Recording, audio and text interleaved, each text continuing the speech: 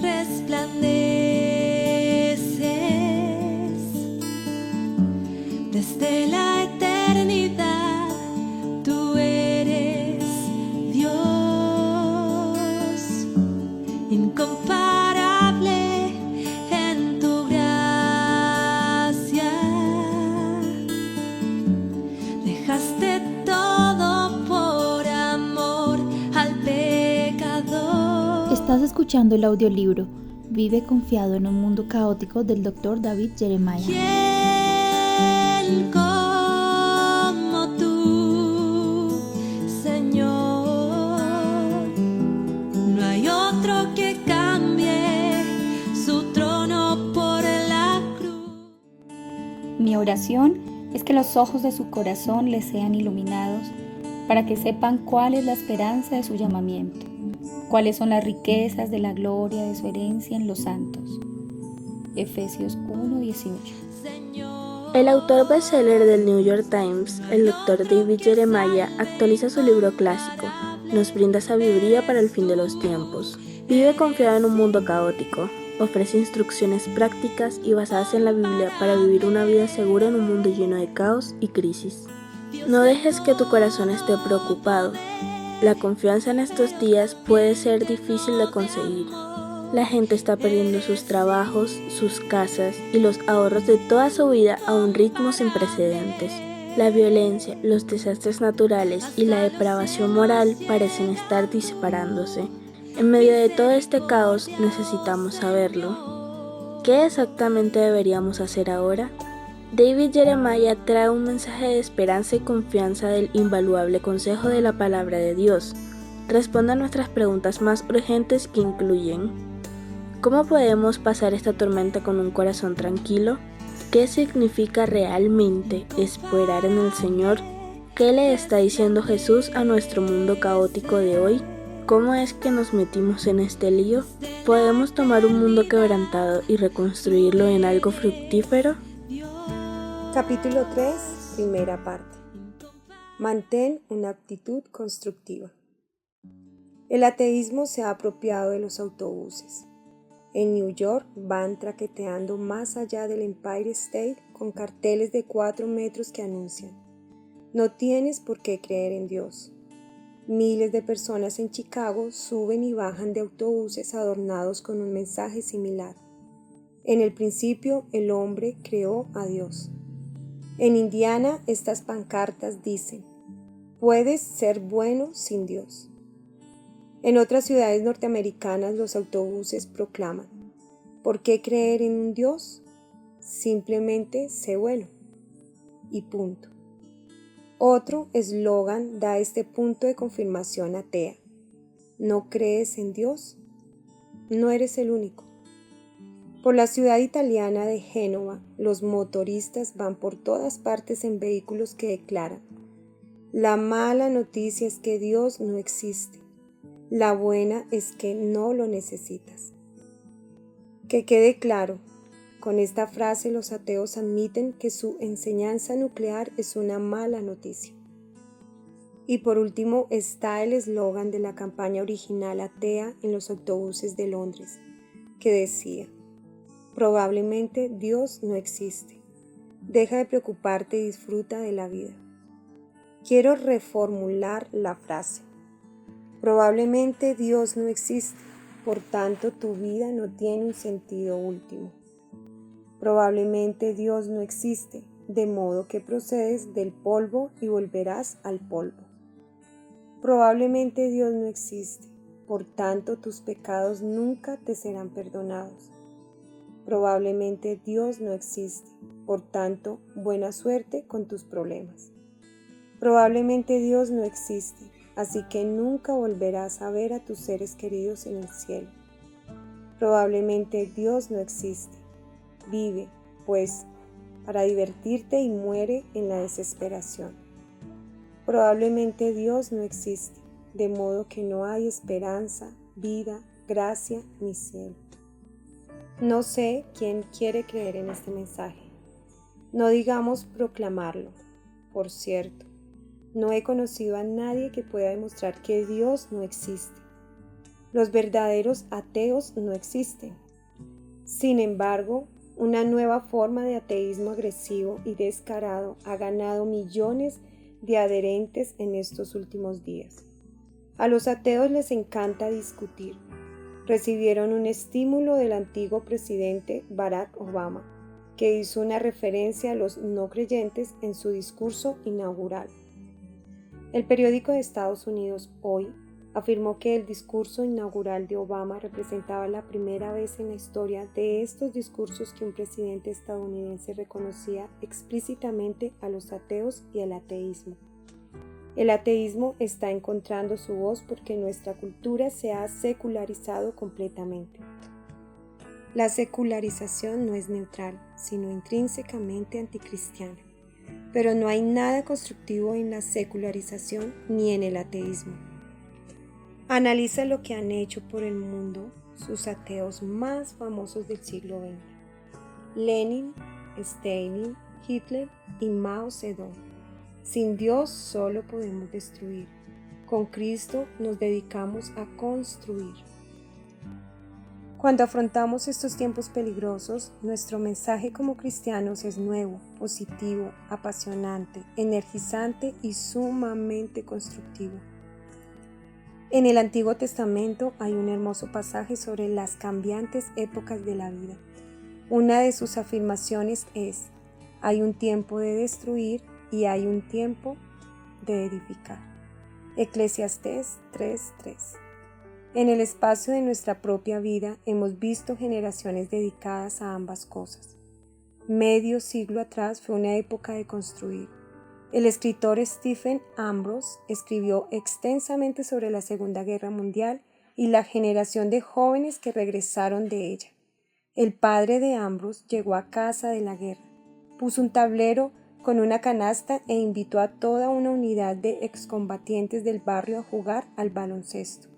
Ambrose recordaba sus apellidos, pero jamás olvidaría las cicatrices que tenía en el pecho y en los brazos. Reflexionando sobre los logros de estas personas, escribió: en realidad, estos fueron los hombres que construyeron los Estados Unidos modernos. Habían aprendido a trabajar juntos en las Fuerzas Armadas durante la Segunda Guerra Mundial. Ya habían visto bastante destrucción. Querían construir. Construyeron la red de autopistas interestatales, la vía marítima de San Lorenzo, los suburbios, tan vituperados por los sociólogos y tan positivos por las personas. Y más. Ya habían visto suficientes matanzas, querían salvar vidas. Derrotaron la polio e hicieron otros avances revolucionarios en medicina. Habían aprendido en el ejército las virtudes de una sólida organización, el trabajo de equipo, la iniciativa personal, la inventiva y la responsabilidad. Desarrollaron la empresa moderna e iniciaron avances revolucionarios en ciencia, tecnología, educación y política pública. Los miembros de esta generación trabajaron, llenaron de niños sus camionetas y sus típicas casas de una planta con terreno, y se retiraron. Es posible que sean realmente la mejor generación. Entonces vino el tiempo de derribar. Ustedes y yo hemos vivido este periodo, décadas de división nacional. Las generaciones futuras mirarán atrás y verán este tiempo como una época de destrucción desbocada, desde los máximos dirigentes hasta los ciudadanos de a pie. Nos hemos dedicado a la demolición más que a la construcción. Nos hemos vuelto expertos en envenenar los pozos de la cultura, la política, la empresa, la espiritualidad, la familia y todas las demás esferas. Por razones que desconozco, hemos comenzado a destruirlo todo. Hemos destruido la integridad, hemos destruido la pureza, hemos destruido la honestidad, hemos destruido el respeto, hemos destruido el orgullo nacional, hemos destruido los ideales, hemos destruido los sueños, hemos destruido nuestro sentido de vergüenza, hemos destruido las aspiraciones políticas, hemos destruido todo aquello que comenzamos a construir cuando nació nuestra nación. Iniciamos el nuevo milenio con terrorismo en nuestro propio territorio, con tiroteos y asesinatos en las escuelas secundarias y con retrocesos drásticos de los límites morales tradicionales. Mientras escribo esto en el 2020, multitudes de personas han tomado las calles intentando derribar monumentos de nuestra historia. Han querido dejar de financiar y desmantelar a la policía que nos protege y erosionar los fundamentos más esenciales de la democracia. La diversidad es la nueva religión del Estado, que demanda tolerancia hacia todo menos hacia los valores tradicionales judeocristianos. Pablo nos dijo que no nos sorprendiéramos.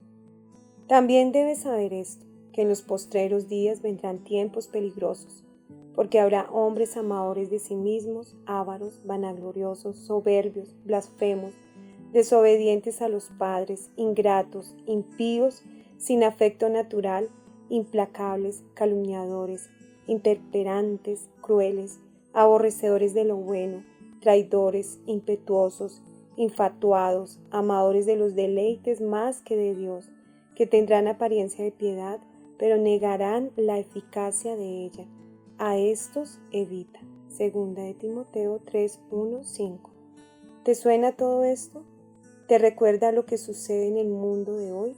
Soy consciente de que es fácil desanimarse.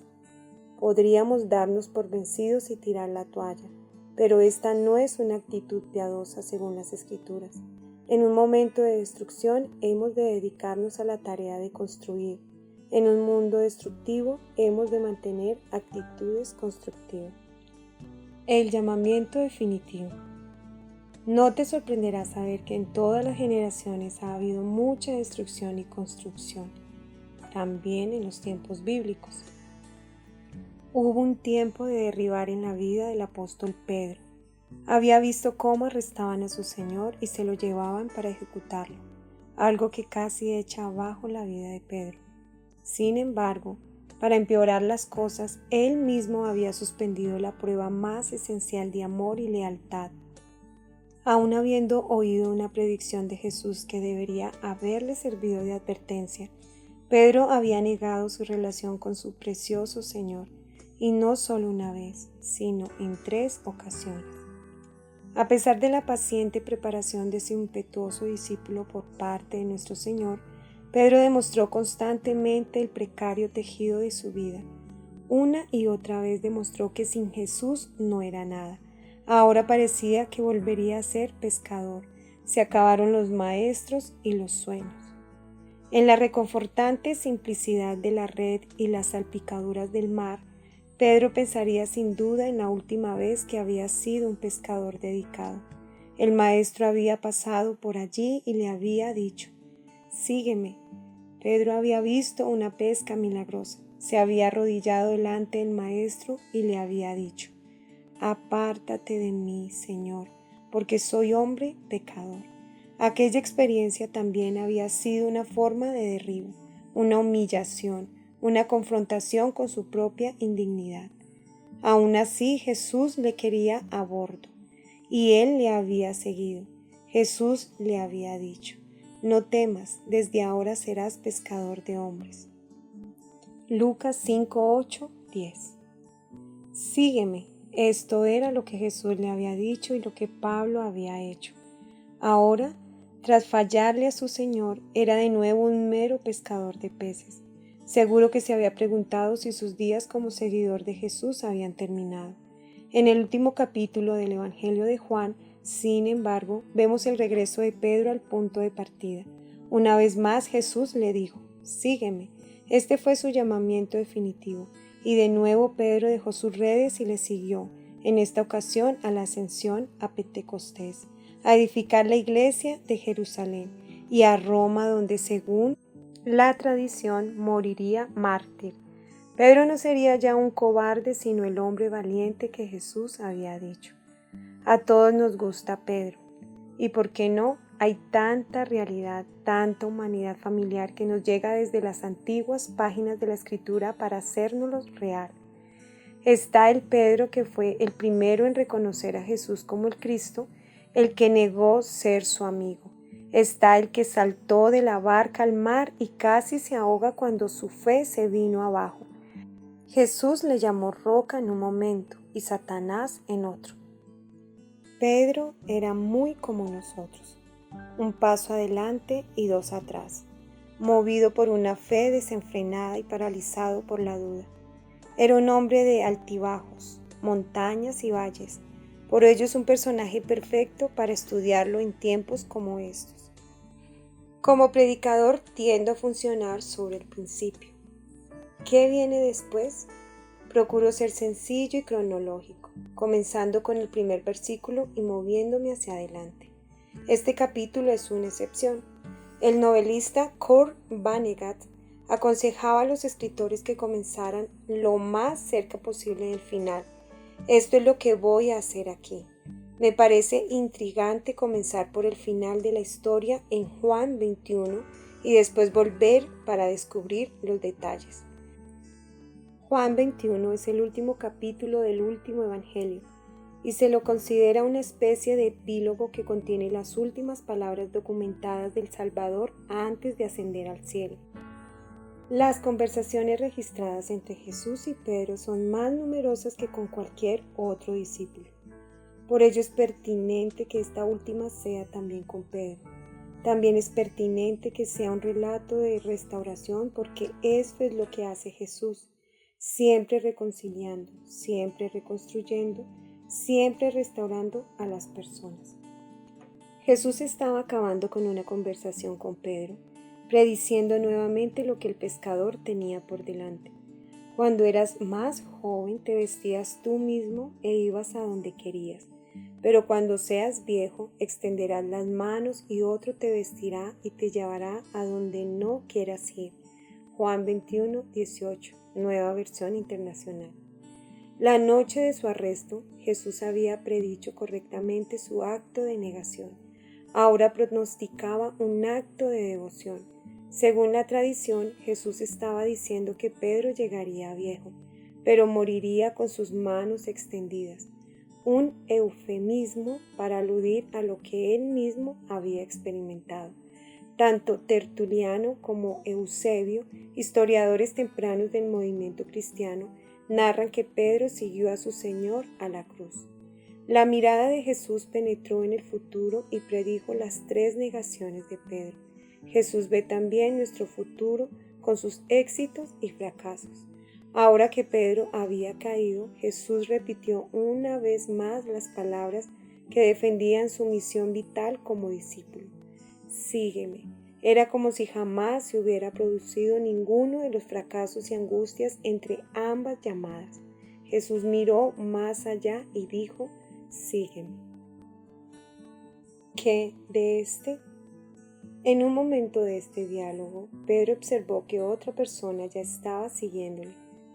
Según Juan 21:20, Pedro se volvió y vio al discípulo a quien Jesús amaba, que iba a la par de ellos. Este naturalmente era Juan, el discípulo que compartía la misma intimidad que Pedro disfrutaba con Jesús. Aquel era un momento crucial entre Jesús y Pedro, pero el impetuoso discípulo perdió momentáneamente de vista su conversación. Señaló a Juan con el pulgar y dijo, Señor, ¿y qué de este? Versículo 21. La conversación anterior había sido amable y compasiva, calmando el dolor del alma de Pedro. Ahora Jesús fue directo y le dijo a Pedro, sí quiero que él quede hasta que yo venga.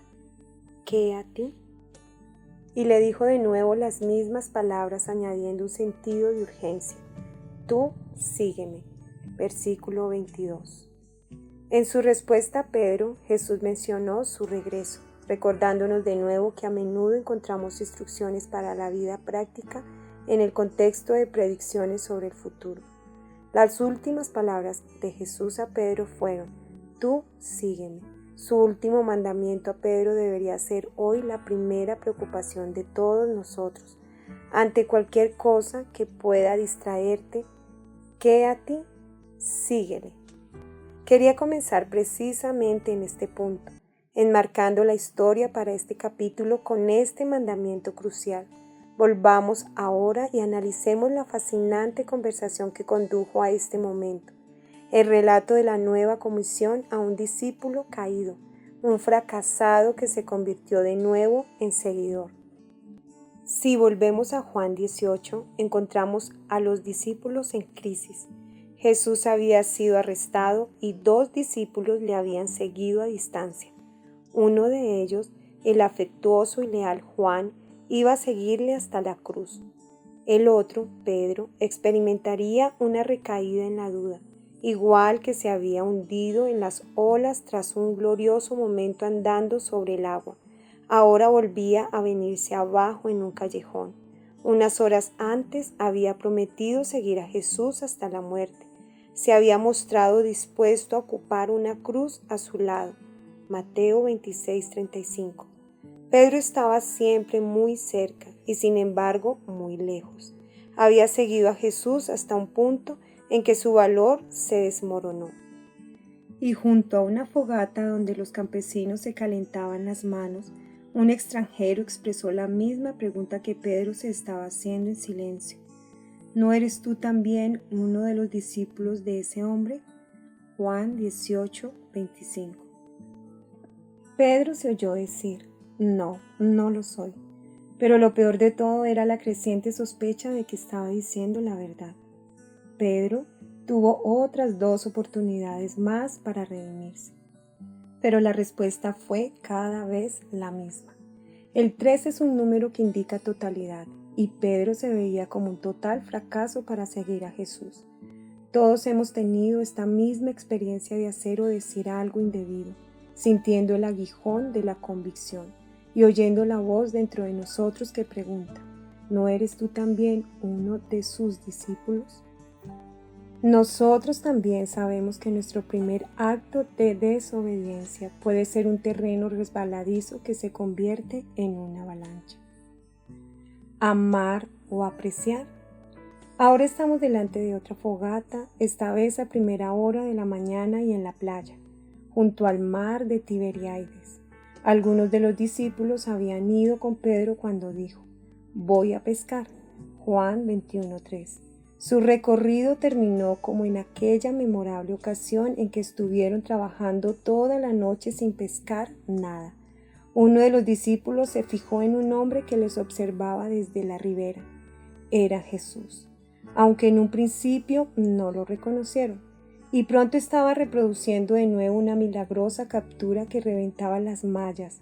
De repente 153 peces se agitaban dentro de las redes. Juan los contó, y pronto hubo un fuego, un desayuno y un encuentro con risas y posiblemente muchas preguntas. Ignorando todo lo que se habló junto al fuego, Juan quiso que supiéramos solo lo que Jesús le dijo a Pedro. 3 veces Jesús le preguntó: ¿me amas? Y Pedro respondió de manera afirmativa, aunque hay algunas importantes variaciones sobre el tema. En la ampliamente difundida versión Reina Valera de la Biblia, encontramos la palabra amor en las 3 ocasiones, pero en el texto griego no es la misma palabra. En las 2 primeras preguntas, Jesús utilizó la palabra ágape, que se relaciona con el amor piadoso, un amor supremo y sacrificado. Pedro, ¿me amas más con el amor de Dios, comprometido y costoso? En todas sus respuestas, Pedro respondió con una palabra distinta que significaba afecto fraternal. ¿Me amas? Sí, te aprecio mucho.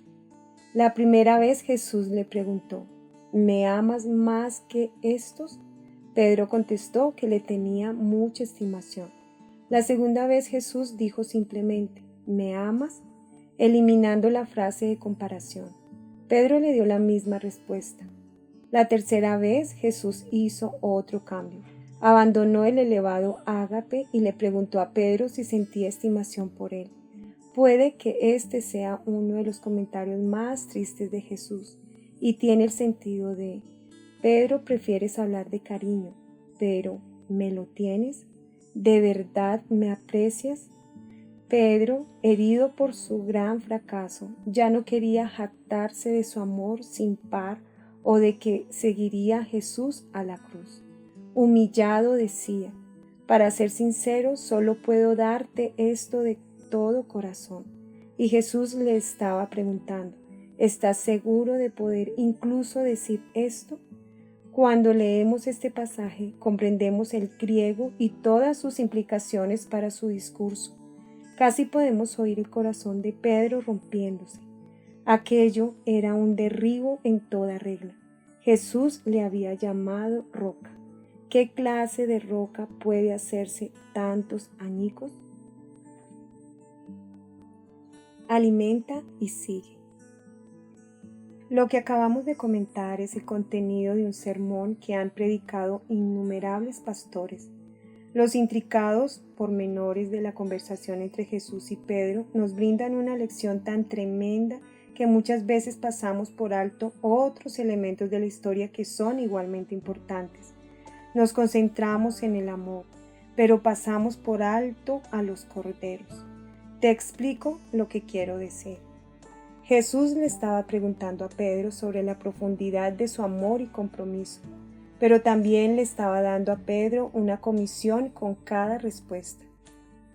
La primera vez cuando Pedro le dijo: Señor, tú sabes que te tengo mucha estimación, Jesús le dijo inmediatamente: alimenta a mis corderos. La segunda vez su petición fue: pastorea mis ovejas. Y en la tercera Jesús combinó ambas peticiones y le dijo: alimenta a mis ovejas. Lo que Jesús le estaba diciendo a Pedro era esto: Pedro, no te estoy hablando de un amor conceptual que pueda ser cuantificado en una determinada escala emocional. Se trata de tu disposición a hacer lo que hago yo, cuidar a mis hijos. Jesús instruyó a Pedro a alimentar a los corderos, pastorearlos, alimentar a las ovejas. Las palabras alimentar y pastorear aluden a proveer alimento espiritual para el alma o a edificar a alguien promoviendo su bienestar espiritual, en el mismo sentido que un pastor cuidaría a su rebaño. Esto es lo que hago yo, estaba diciendo Jesús. Hazlo también tú. Y Jesús añadió el mandamiento final que lo resume todo: sígueme. En esta conversación Pedro podría haberse sentido más pequeño que nunca tras esta evaluación de su amor por Jesús, y sin embargo Jesús le estaba diciendo: sígueme. Cuando leo este capítulo en vista de todo lo que está sucediendo en nuestra nación y en nuestro mundo, me sorprende la forma en que Jesús tomó algo roto y lo reconstruyó para que fuera algo fuerte y fructífero. Lo hizo con 12 discípulos confundidos y de aprendizaje lento. En nuestro mundo devastado estamos viendo precisamente lo contrario. Soy cristiano y patriota, alguien que ama su país y cree que Dios lo ha bendecido. Pero mientras escribo estas palabras, nuestra nación está siendo deconstruida y desmantelada pieza a pieza. Podría escribir otro capítulo, o quizá otro libro, sobre las cosas que están siendo destruidas ante nuestros propios ojos. Y la tentación es bajar los brazos y darnos por vencidos, o subirnos a una tribuna improvisada y comenzar a condenar a quienes están haciendo el daño. Pero creo que si Jesús nos aconsejara sobre cómo responder a esta situación, nos diría lo mismo que le dijo a Pedro: pastorea a mis corderos, alimenta a mis ovejas y persiste en seguirme. Incomparable resplandeces desde la eternidad, tú eres Dios. Incomparable en tu gracia, dejaste todo por amor.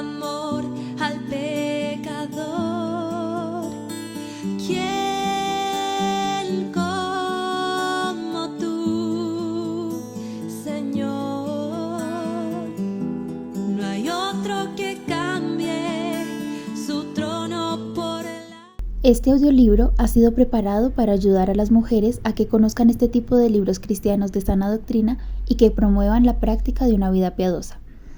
Queremos animar a cada una de las mujeres que escucha este audiolibro a que se acerque a una librería cristiana y lo compre. De todo corazón, les invitamos a que dentro de sus posesiones incluyan buenos libros cristianos que edifiquen sus vidas en la verdad bíblica.